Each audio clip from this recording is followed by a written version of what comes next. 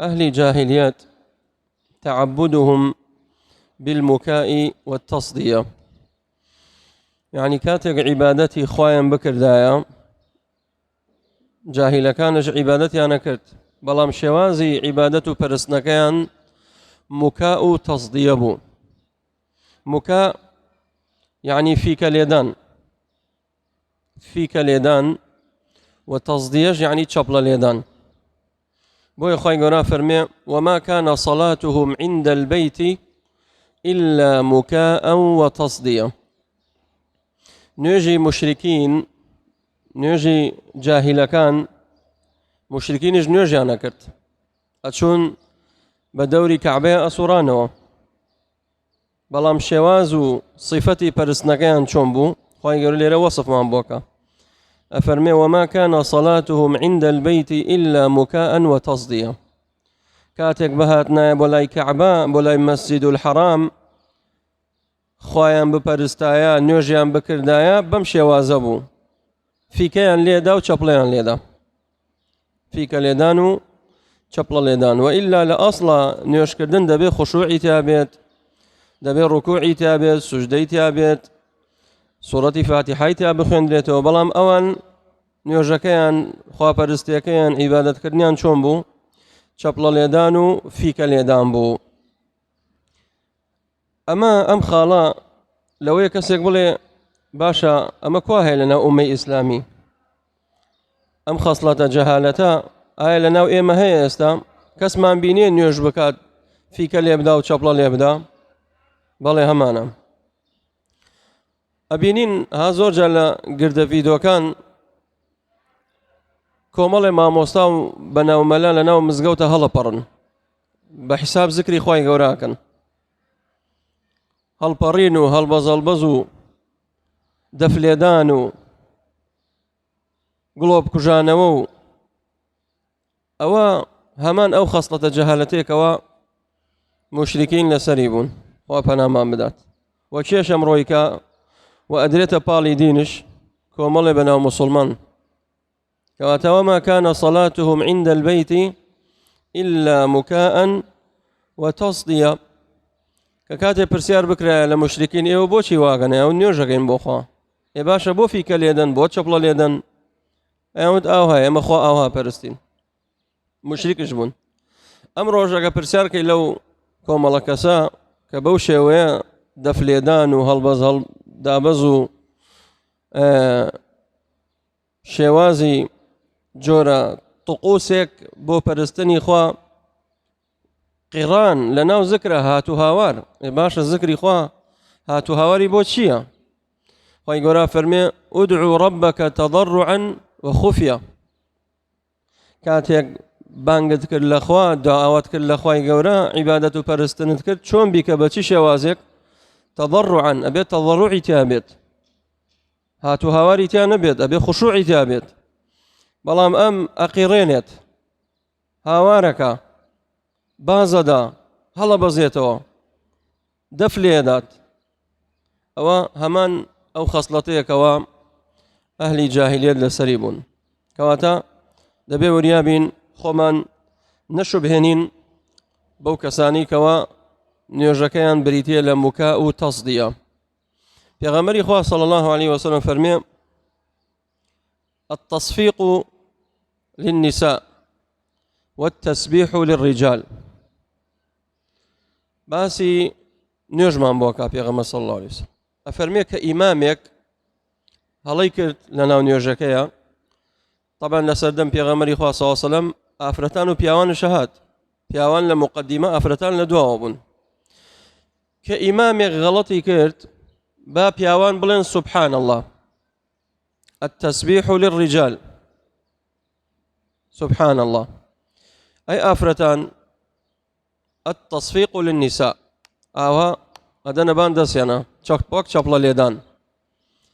كواتا تصفيق لأصل أبو شيء شبل اليدان كاري بياونية إشي آفرتان هو التصفيق للنساء ودقة جدا لنا ونرجع يا أخوي قولا نيهشتو آفرت دنگ برزوكات بو أوي سرنجي بياوان رانك يا شيخ بياوان توشي فيت نبكات پیاوان تووشی فیتنەکە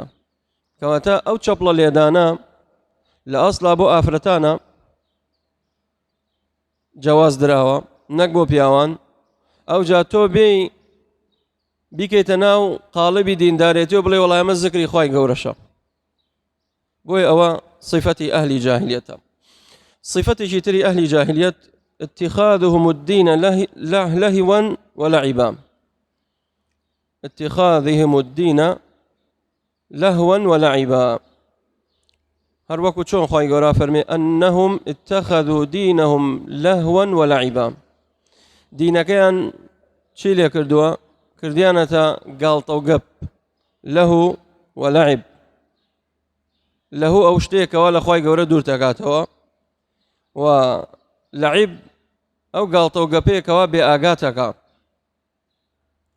ئاگاتەکە ئەهلی جاهلیەت لەسەرم خاڵە بوون بۆیە ئینسان ئەبێ خۆی لەو خەسڵەتەش بپارێزێت ئەمڕۆ کەچی سێرەکەی ئەم خەسڵەتە لە ناو موسڵمانان هەیە دەفێک دێنێ ئەڵێ من نەشید دەڵێم کاک ئەناشیدی ئیسلامیمانەیە سرودی ئیسلامی سرودەکە چییە پڕی لە مۆسیقا و گۆرانیە پڕی لە مۆسیقا و گۆرانیە لە کاتێکە مۆسیقا ئاەتی خوای پەروەردگاری لەسەرەکە حرام کراوە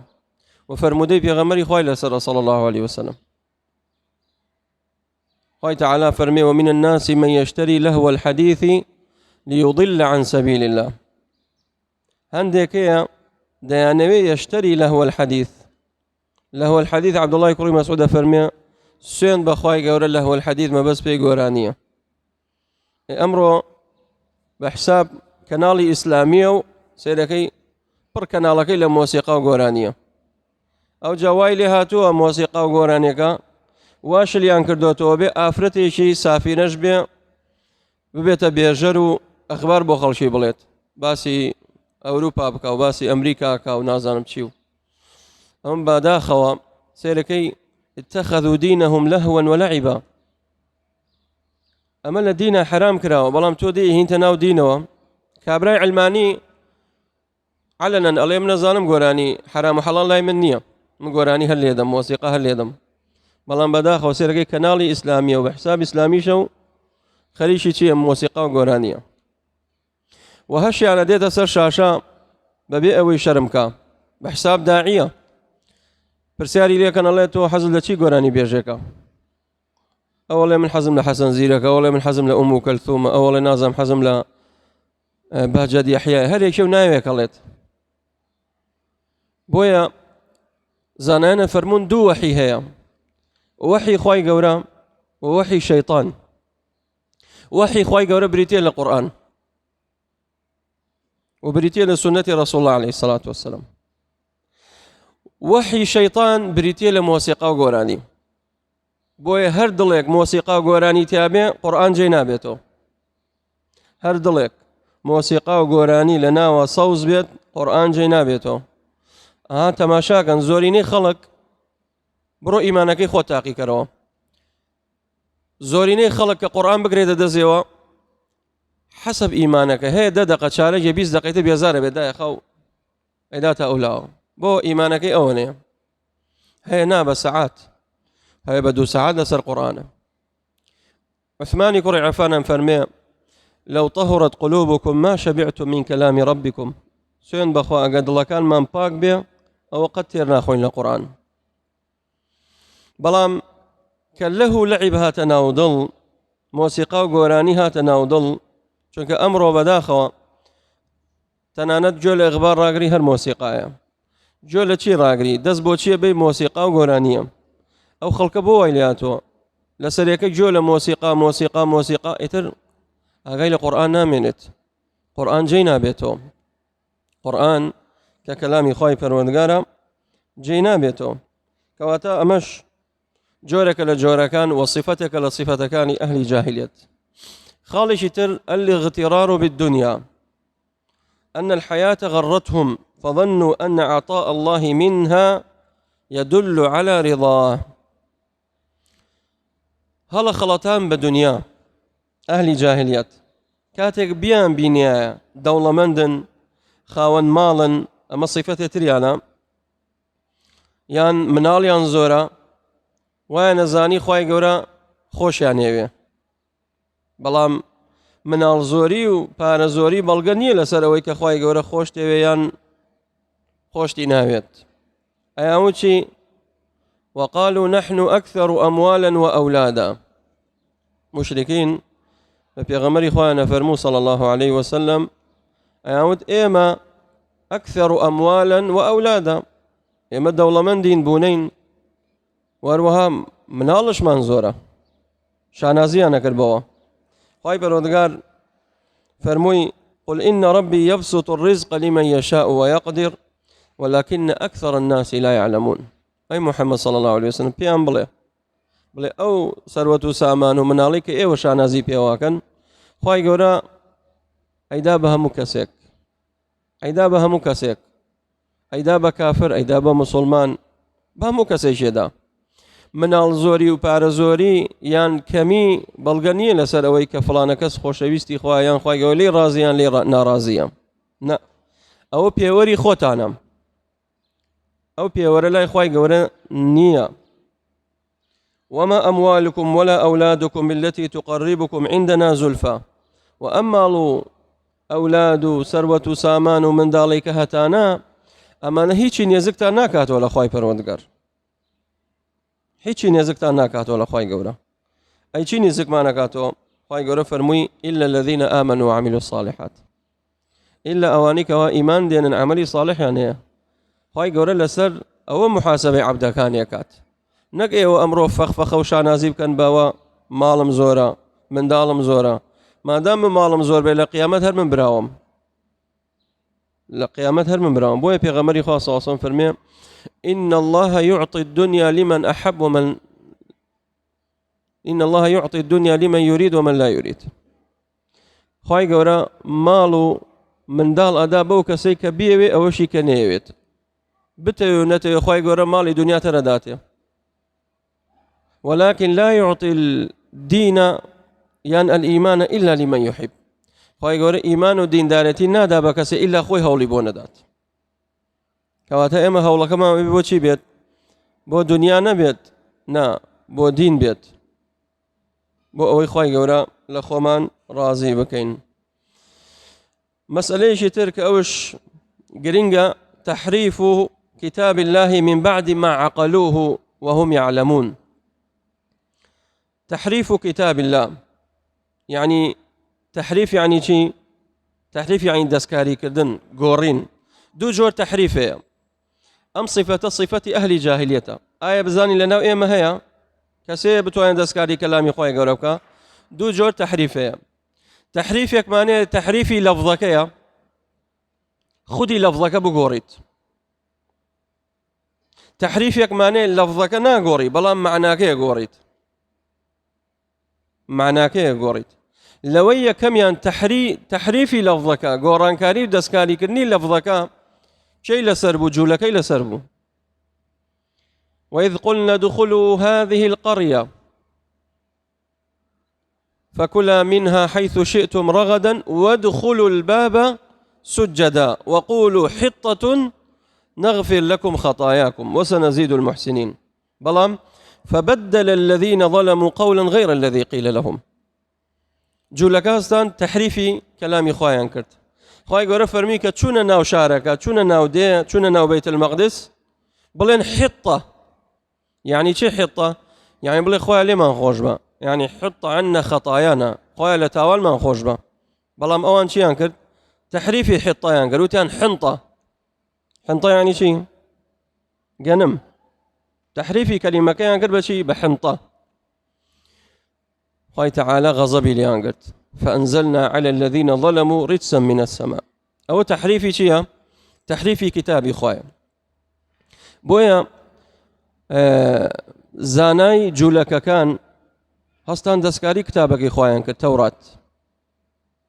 قال تعالى فرمي فويل للذين يكتبون الكتاب بأيديهم ثم يقولون هذا من عند الله فويل لهم مما كتبت أيديهم وويل لهم مما يكسبون أفرمي ويل جهنم بو كساني كوا كتاب أنو سنوا ئەیدەنە پاڵ خوای گەورە کتێبە نووسێتەوە ئەیداتە پاڵ پێغەمبەری خوا صلی الله علیه وسلم ئەیداتە پاڵ شەریعەتی خوا فويل لهم ئەوەی نووسیان وويل لهم مما يكسبون بۆچی وایە نەکرد تحریفی کەلامی خۆیان نەکرد لەبەر کەسب بوو لەبەر پارە بوو لەبەر دنیا بوو بۆ ئەوەی دنیایان دەستکەوی هاو ئەرزۆکەیان ئەوها بوو ئەوەی دووەمیان تحریفی معنا بوو ئەمڕۆ زۆرێک لە ئەهلی بیدع دێن تحریفی معنای خۆی گەوراکەن بۆ نمونە خۆی گەورا فەرمێ الرحمن على العرش استوى ئەوان لەفظەکە وەکو خودی لەفظەکە استەوا ناگۆڕن بەڵام استەوا معناکەی گۆڕن معناکەی قڵپەکەنەوە ئەڵێن استەوا بە معنای ئستەولا لە کاتێکدا حرامە ئەم تەحریفە خۆی گەورا فەرمێ وذر الذين يلحدون في آياتنا سيجزون ما كانوا يعملون واز لەوانە بێنە ئەوانە جێبێ هەڵە بۆ ئێمە ئەوانەی کەوا تەحریفی وتبديلي كلامي خوي جوراك معناك يقولن أو أنا بو إما بجيب يلا معناك ينقوري دلين الرحمن على العرش استوى يعني استوى كان باستولاء لكاتك دا استوى يعني على وارتفع أبي عقيدة ما نوابي خوي جورا برزو بلندا خوي جورا الآسمان أو عقيدة مانا خوي جورا ذاتي خوي الآسمان بلان بعلمي لها مشونيكا بعلمي لقلها مو مانا بەڵام ئەوان هاتن هەڵیان گێڕایەوە وتیان استەولا یعنی چی یعنی زاڵ بوو ئەمەش زۆر خەتەرە ئەم قسەیە کەواتە لە دوای ململانەیەکی زۆر خوای پەروەردگار لەگەڵ کەسێکی تر ئەو جا زاڵ بوو بەسەر ئەو کەسەیە ئەمە زۆر خەتەرە ئەم تەفسیرە بۆیە سەیکە معناکەیان هەڵگێڕایەوە معنە ئاەتەکەشە گۆڕێت ئەوە بەرەو هەڕەشەی خوای گەوراکەون بويا قولي شاني أهل بدع ضلين وكل نص أوهم التشبيه أوله أو فوض ورم تنزيها ضلي هر قولك هر آياتك بوني تشبيه لهات أوله تأويلك يعني حرفه تحريفي بك أو فوضه يعني بلي نازان معناكي يعني وازي لي بينا معناكي نازاني ما بستي شيء ورم تشبيهها بويل التشبيه رزقار البيت أما باطل أم قاعدة يما أوي كرونا لا إما أسماء وصفات خواي جورا أسمائي هي وصفات شي هي همو اسمك صفتي شي لدرجات اسمي سميع السميع نايك لنا وكان إخوة كواتاك سميع بو خواي جورا صفتي شي هي سمعي هي أبي ستيت قد سمع الله قول التي تجادلك في زوجها وتشتكي إلى الله قد سمع الله خواي جورا بيستي أو خبرو قصيك لن يوان بغمري خوا صلى الله عليه وسلم وآفرتك نايو خولبها تلايم فأجره حتى يسمع كلام الله كواتا خواي جورا أبي ستيت أبي نيت أمان هموي ناوي خواي جورا بصير السميع البصير القدير الحياة كواتا صفتي حياتي هي بلام أودي إنكاري أسماء كات الله خواي جورا اسمي نية وكو جهمية كان يعني لين صفة شينية وكو جهمية كان أسماء وصفات رد كانوا وهندي شانات المعتزلة صفاتيان لغو كلوتيان أسمائي هي بلام صفاتي نية أشاعرة وتيان نا إما إثباتي حوت صفاكين بلام إنكاري أو كانكين بويا همو اسمي قلت من صفتي ليدرشت بلام توبلي اسم صفي ليدرناتشت وكو معتزلة يعني شيء عليه سميع بلا سمع بصير بلا بصر عليم بلا علم شون خواهي قورا عليم وعلمينية شون خواهي قورا بصيرة ونابينت أوان دين هل يجرنو قلبي كنو بويا أم جورة دسكاري كدنو تحريفة لديني إسلامها شيئا حراما بلان بداخوا سيركي جهمية لسريتي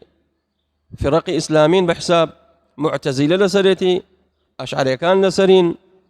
تأويلات صفاتك كاتي خوي تعالى فرمي يا إبليس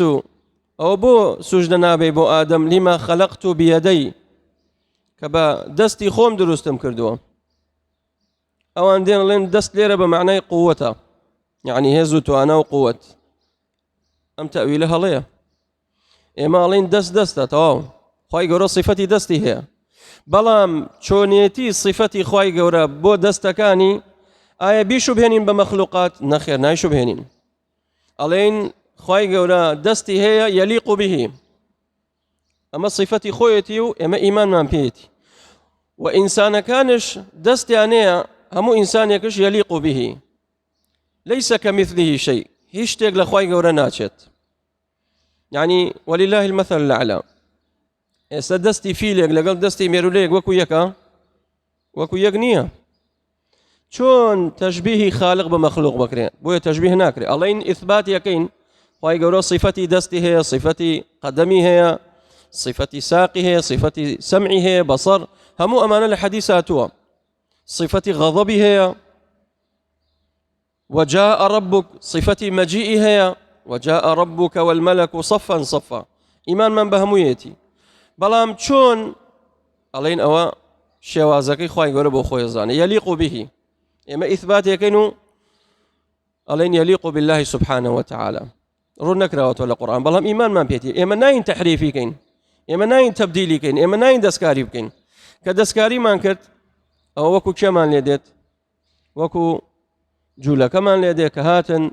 تحريفي كلامي خواهي قوريان كرت كهاتن تحريفي كلامي خواهي قوريان كرت داوكم لخواهي تعالى بنا وجوانا كاني بصفات برزكاني رحم بحال مانكا بختوري دنيا وقيامت مانكا وصلى الله وسلم على نبينا محمد